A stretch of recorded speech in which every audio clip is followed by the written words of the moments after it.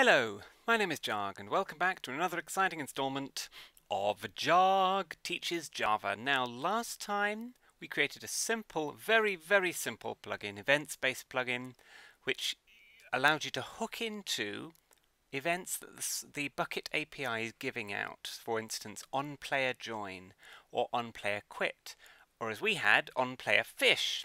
Now, I've taken that code a little bit and tweaked it. Or rather, I've taken that code and tweaked it a little bit. As you can see, it's now putting out this message. That's one of mine in there. It says Jarg joined the game at, and then some numbers. Now, if I were to fish, boop, it tells me Jarg fished at, and it's time in milliseconds as specified by the server. Now we can convert that into a real time if we wish to, but so we could display the actual time at which I was fishing and at which I stopped fishing, having not caught a fish as usual. I also added a couple more items in here. So block broken, as you can see. These are milliseconds since did that. Oh, nothing. And if I were to place a block, boop, it says placed a block at a certain time. So at the moment, I don't know what I'm doing. So that's what we've got at the moment. Now, if I get rid of that and go back to here, you can see that the code I have, I've got a new project. I've called it config test. I basically copied everything I had in the original one that we did last time with events. I've got my enabling code to allow this plugin to handle these events. I have nothing in onDisable yet. I've got onPlayer join, onPlayer fish, block break, and block place. Now these two events are not player related, they're block related. They do exist, of course, in the library. If we explore the Bukkit jar library here, you'll see that under under event block, we'll find all of these things, including block grow and ones to do with pistons and physics with the water, and block ignite if you want to create a plugin that's going to prevent or indeed enable the igniting of certain blocks and what to do when things do catch fire. But they're part of the block stuff. Now I've picked these two because they're the most obvious. You break a block or you place a block. And at the moment I just have the very basic code, grab the player who's actually done it, and then display a message back to them. Now the only thing that's new about this, we've got the player's name, then a bit of text that says broke the block at, and then we have this to grab the current time in milliseconds. System is a built-in library. You don't need an import statement to include it. Dot gets you all the things inside system. There's quite a lot inside system. It's a built-in library, of course. Current time to milliseconds is a method which will give you the number of milliseconds since the beginning of all time. Well, not the beginning of all time, but since this date, which makes sense, I suppose. And that can be converted into an actual time for display at some point. Now, none of that's particularly impressive. It's just recapping what we did last time. What I want to do now is I want to include a little bit of some file handling stuff. So in order to do this, I want this plugin to have a config file. Now you saw that my Quick Creative doesn't have a config. The only one that does is the permissions bucket that's in here at the moment. So I want my config test to actually have a config file.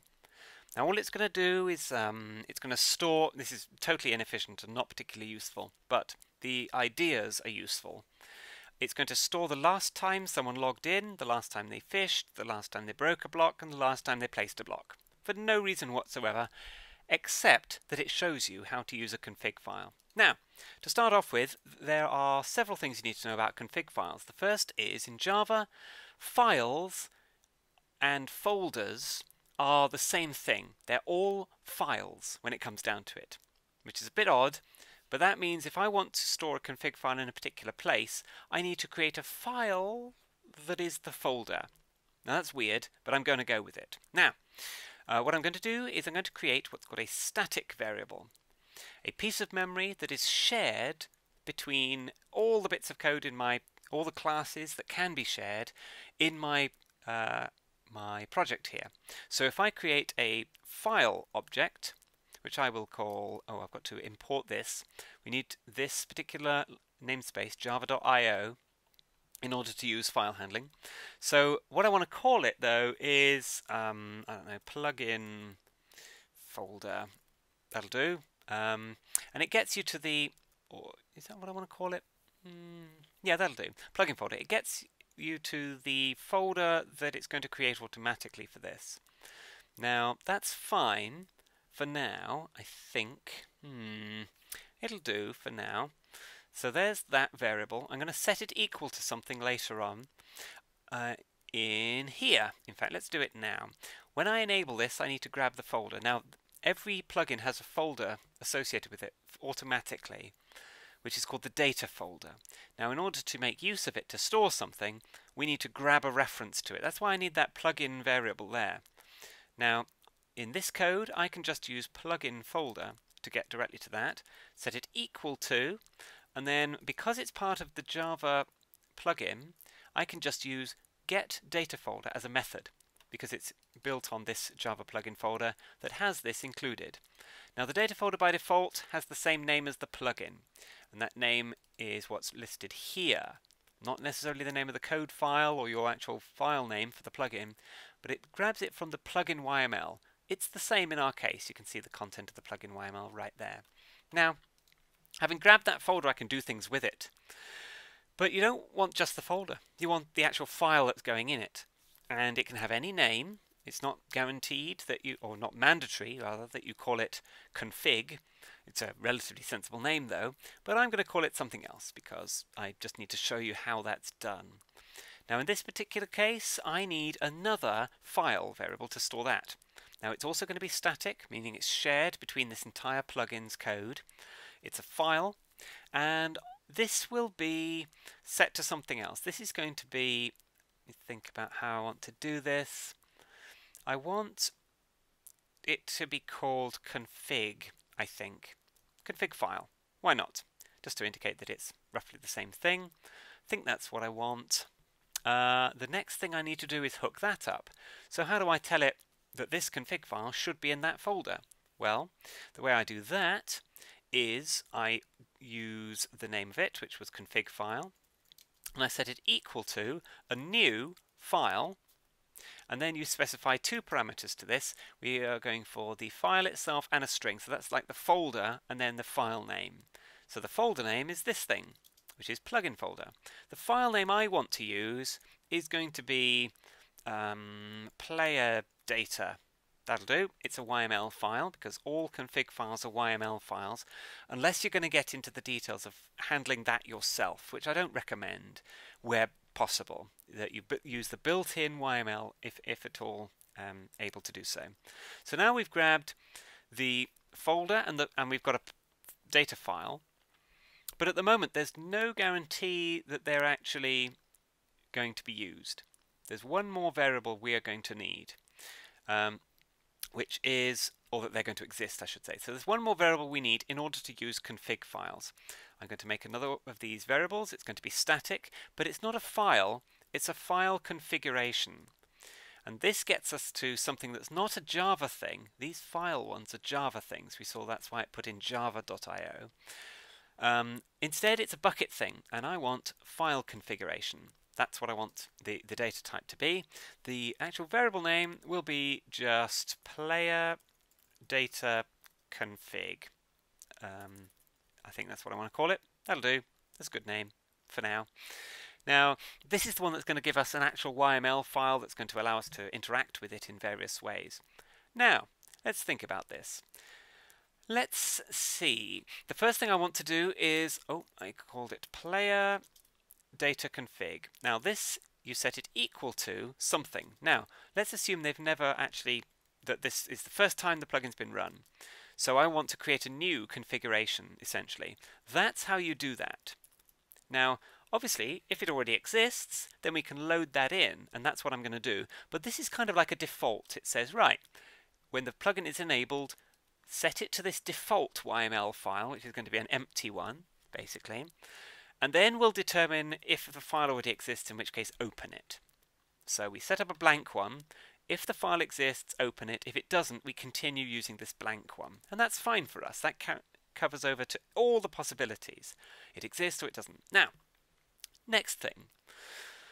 The first thing, I mean, this is not necessarily the best place to put this code. We'll move it eventually into its own class. But the next thing we need to do is we need to test to see whether the data file already exists. Now, before we can do that, we need to make sure the folder exists, because this is not created automatically. So I need to make sure that exists. So I'm going to write an if statement, a bit of code that checks to see if something is true. And I'm going to write if not, that's what that symbol means, folder, it's not called folder, it's called plugin folder, dot exists. Now exists is a method that you can use on file objects. So if that does not exist, we can also use equals false if we want to, instead of this exclamation mark at the beginning. They do the same job. In fact, I'll go with the equals false because that's the example we saw before. So if the folder doesn't exist, then you can pretty much guarantee the file also doesn't exist. However, if the folder doesn't exist, we need to try and make that folder. Now, it is just one line of code to try and make the folder. So it's plugin folder dot mkdir, which means make directory. That's it, right? Now, that's okay, but what if it couldn't do it? So what if it could not actually make that folder?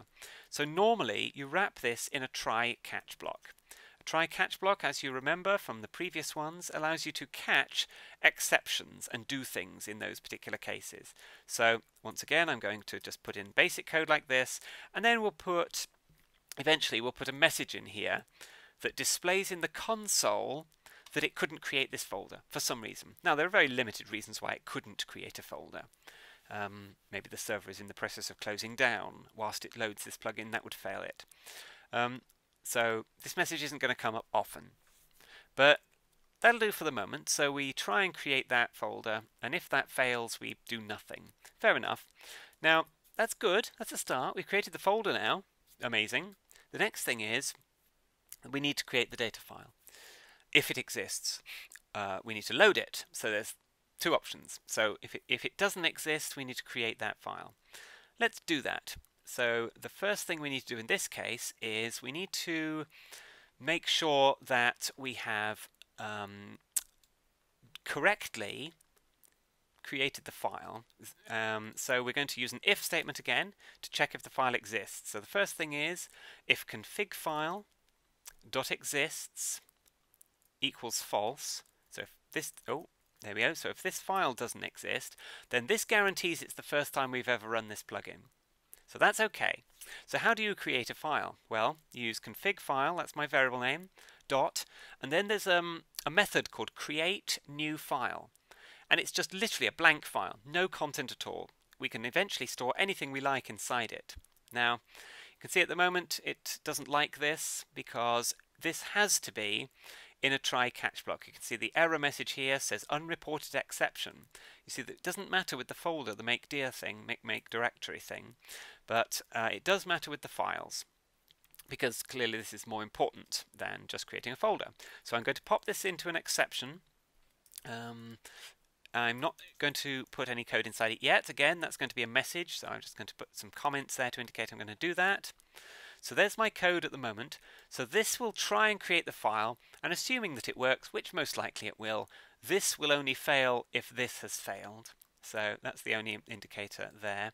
So if the file doesn't exist, we've created it, and it's totally blank, which means we can work with it in some way.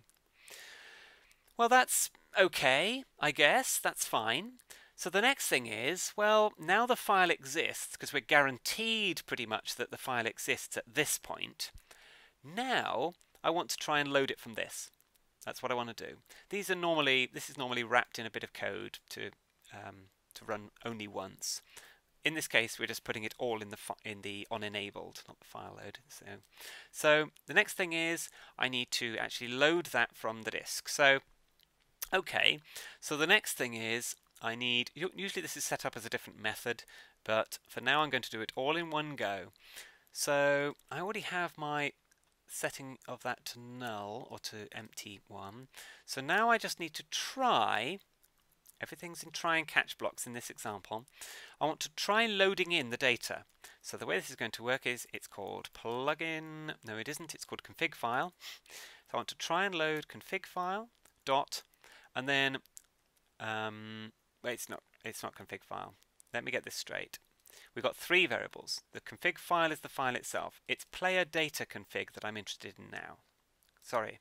So player data config dot, and because this is one that's built into Bukkit, it's got methods to do with loading and saving YML files. So there's load, that's what I want, and you can see we can specify a file object. We can probably specify a full path, but a file is safer.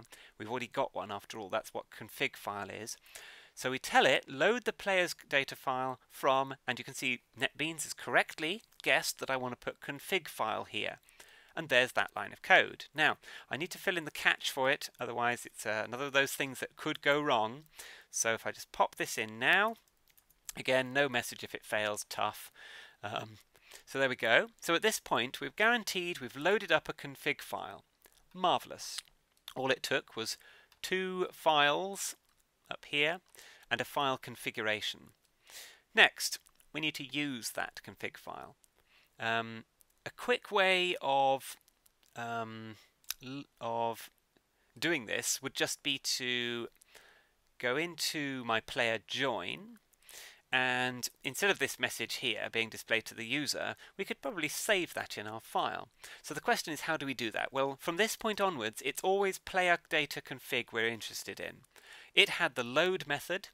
It also has a save method, as you can see, which also requires the file object, so it's useful we keep that around. But it also has a set of methods related to getting and setting different values in the file. Now, I'm going to set a particular value. Every time that a player joins the game, I want to update the last time they joined so that I can display it. And in fact, we could probably eventually change this into a welcome message that says, "Hello, Bob. You were last online at," and then tell them how long it's been. Maybe give them a different message based on how long they have been absent from the server. This could be used on sort of RPG type servers to detect whether a player hasn't joined in a certain period of time and that they've been either kicked from a faction or their money has been reset because they haven't been online, messages such as that. Now, how do you set something? Well, config files are all to do with paths. Now, if I just put a path in here like player data dot something dot else, in the actual config file, we'll see something similar to the structure we have in YML files when we do something, and then it tabs it in, and then it tabs it in again, like this, so that we'll end up with just something like that in our data file. We can specify that with dots in our code, though. So if I just go back to this, I've got player data, dot, and then something, then dot something. Now what I want to do is have something like the person's name would be there, and then I want to have something like last joined, and then the actual data of that goes here. Now that's fine for me, but what if it isn't me that's joining? Their name should be here. Well, that's easily solved as well, in the same method we used before for getting a player's name up here. I can do something like that. So I now have player data, note the quotes are ended there, plus the player's get name, so we've got JARG or Fusion GB or whatever, plus, and then the name of the actual data element I'm interested in. Now, this will make more sense when I open the data file and you can see what's going on. Now, the thing that it needs next is that's just the path to save it as. Now we want some data. The data that goes here can be anything. It can be a string of text, it can be a number of some sort, or indeed in our case, it can be a number like this. You saw that that was a number really. It gave me a whole list of milliseconds since the 1st of whenever it was, 1st of January 1970, something crazy. But that's what we've got at the moment. So player data dot whomever dot last joined, and then after the comma you put the actual value you're saving. Now I can do the same message in each of these, and we'll get a better idea of how this lays out in the file. Last fished, that's a good enough thing, And what else have I got? Block breaking. Fine, I can do that here. Broke block. Of course, you could also actually write out the coordinates of that block, for instance. Not very useful because it's only going to store 1. Placed a block at that location. That'll do. That's good at that time, rather. So we've now added a similar message to each one. I've only customized the bits in orange here. Okay, that's okay for now, but there's one limitation in this, in that just setting a value doesn't save it. Now, I'm not going to do the save in the same place. You saw I could do that. I could do player data here, player data config dot save, give it the same old config file that it started with. That would work, but it will do it each and every time. And I don't want to do that because I think that's a bit crazy. And it will do it every time a player places a block if I put it in all of them. Well, that's crazy. I don't want to do that. So in order to do this, I'm going to put it in the on disable. So it's not the best plan. Best plan would be to do it on a schedule. Every 10 minutes or something it saves that information. But for now I'm going to put it in on disable, which means it will only get written to my config file when I reload the server or when I shut it down. So not the best plan, but it's a good start. So player data config dot save, and hopefully it will guess that I want config file. It has, and there's that. But it's another of these. It's got to be in a try catch. So okay, I can put that in. Remember, it's not best practice to put everything in a try catch because it does actually slow down the code. Just the things that are that it moans about are the best places to put try and catch statements. There we go. So if it fails to write the code, sorry, if it fails to write the data file, tough. That's what I've got here. Okay, so that's a lot more complicated. Now if I just clean and build this, so I get the latest version of this code, copying some file, okay, fine. Now here's our config file. It's or our plugin rather. It's 5K at the moment. If I pop it into the update, because I've already got a version in there, because that's the version you were seeing before with just the messages. The previous one was 4K. If I reload at this point, you see I've now got my folder that it created. I've got a 0 bytes file. That's fair enough as well because nobody's online at the moment, nobody's connected, so I'm about to do that now. Remember, that won't change until I reload the server. However, if I do that now, if I actually go into this server, let's see what we've got now. And then come on, load quicker. There we are. So if I just quickly plop into here, you'll see that it notices I'm logged in. Whee! Marvelous. And I can jump, and I've got my message in game. Nothing's happened here yet. It's still a 0 byte file. So I need to, let's just do just a couple of block destroys, one of these, and a fish. But it won't give me a fish. Gonna give me a, yes! I have successfully fished! I am amazing. Pity I'm in creative and I can't eat it. Oh well! So there's that data file. I've disconnected. It still hasn't written this data file. If I do a reload, it should then write it. And you can see, yep, it's reloaded here. And you can see it's now a 141 bytes file. If I quickly drop this into NetBeans, you can see that it has correctly formatted my YML file. Remember, I had player data dot person's name dot last joined, and there's the data. Same with breaking blocks, placing blocks, and fishing. The order of them in here is the order in which I did them. But of course, if I join again, it's going to overwrite this value. Whenever you set something in your config file, it overwrites any old value that was there. If we need to keep track of lots of different events, lots of different values, this is the last 10 times you joined, we need a different way of doing that. And that is something we'll come to a bit later in this series. So to recap, we have a plugin that has some events such as on join, on block break, and so on. We have a class file that listens for those events. In the on enable, we hook up the listener so that it actually does listen for them. We have 3 static variables that are going to be used throughout the entire block of this code. We have one for the folder that the config file is going in, one for the config file itself on disk, and one for the YML ease of use functions such as loading and saving and setting values.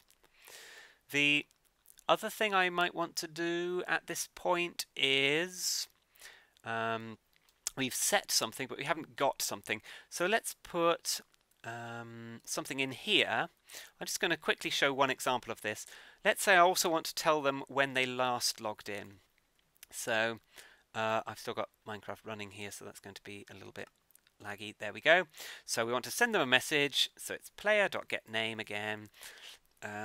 Actually, no, let's not do that. I'll just put, because I've already used their name, I'll just put you were last online at, and then we don't know what's going next because that's got to come from the file, from the config. So that's all right. We have plugin data, sorry, not plugin data, player data, and that gets us to this, and we can do get on that, and you can see there's get string in there, get boolean if it's a true or false value. There are numbery ones like double, that's a decimal number, talk about that later on. There is get integer. I'm not sure if there's get long. There is get a long integer. The number of milliseconds is a very long number, so if I do that you can see it returns a long value as opposed to an int value. So in order to do that, in order to actually display that, I need get long. Then all it needs is a path by default. So in my case that path is the same path I used when I wrote it. Player data, get their name, last joined. Now I'm going to put this in there. It's going to make the line a little too long, but that's okay. I can put this part on the next line down. That's valid Java code. So the other thing I'm going to need is if they've never joined before, getting a value like I am here isn't enough. I'll just assume that I want a 0 there if they have never joined before. So you can, with the get values, you can say here's the path and here's the default value if it's never been written yet, which might be sensible. Maybe they joined but they didn't break a block, so there'd be no value for when they last broke a block. So that's how you can get a value. That should be all I need. Hadn't planned to do that extra bit, so if it's wrong, then so be it. Let's just rebuild this and I'll update that and we'll see what goes on. I can put this in my update folder. I will reload that. Here we are. Nothing new in the file size of the player data file. If I go into Minecraft now, we should see that it says I was last online at some ridiculous number. Of course it makes sense to format that as a date, but I will leave that as an exercise for you. There we go. So you can see it's put the date there. Welcome back, Jarg. Joined the game at this amount of milliseconds, and that's when I was last online. So it's working perfectly. So now that's a whole lot of information. I'm aware of that. All of this code will be in the video description. Just links to the paste bin where you can grab it from there if you didn't follow it all the way through. Of course, I hopefully have explained a bit of everything because we're going to need this in the next examples that we do. So thank you very much for watching, and I will see you next time. Goodbye.